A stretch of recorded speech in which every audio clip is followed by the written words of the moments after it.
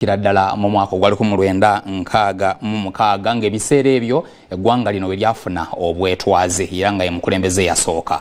Kakati bwe yavaawo waliwo embeera ezagwawo obusambatuko bwaggwawo okwetoola eggwanga lino ne livuunikibwa era nga yalivuunika ebiseera ebyo yali Ssaabaminisita ow'omulembe ogwo naye ate n'amala obuyinza n'abutwala nga ye Apollo Milton Obote.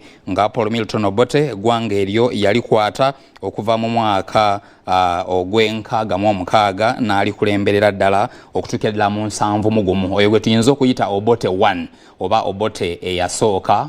Bwe yavaako ate ne wajjawaawo Idi Amin Dada ng'oyo yali muduumizi w'amagye yalikwata okuva mu mwaka gwa 1971 okutuukira ddala mu 1979 n'alifuga bw'atyo. Kakati Amin bw'avaako waddawoko bukulembeze obulala obwa Yusuf Lule.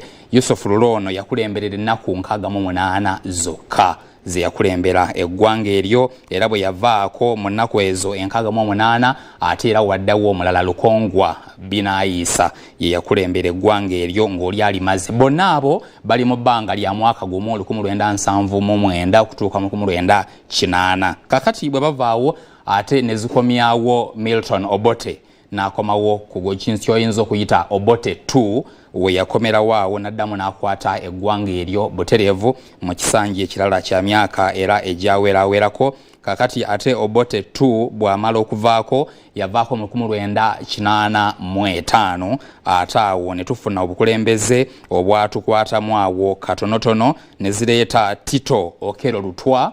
Tito Okello Lutwa yakulembera eggwanga lino okuva mu 1985 okutuukira mu 1986 bbanga lya mwaka gumu. Awo wonna ng'eggwanga lidde eri obukulembeze obukyuka nnaku 68 mwaka gumu. Kale ne tutambulira awo okuva mu 86 omukulu Tebohabulwa Yoweri Kaguta Museveni n'akwata eggwanga lino okutuusa olunaku olwaleero nga yakyali kulembera era we tutuukidde ng'ebula ntono okuyingira mu kaseera akavaawo mpitewo okulonda kwa bonna nga Yoweri Kaguta Museveni ye mukulembeze eggwanga. Kakati ekirindiriddwa kwe kulaba ani agenda okuddamu okulembera eggwanga lino mu myaka emirala 5 gye tugenda okuddamu. Vaawo mpitewo kanzije katono.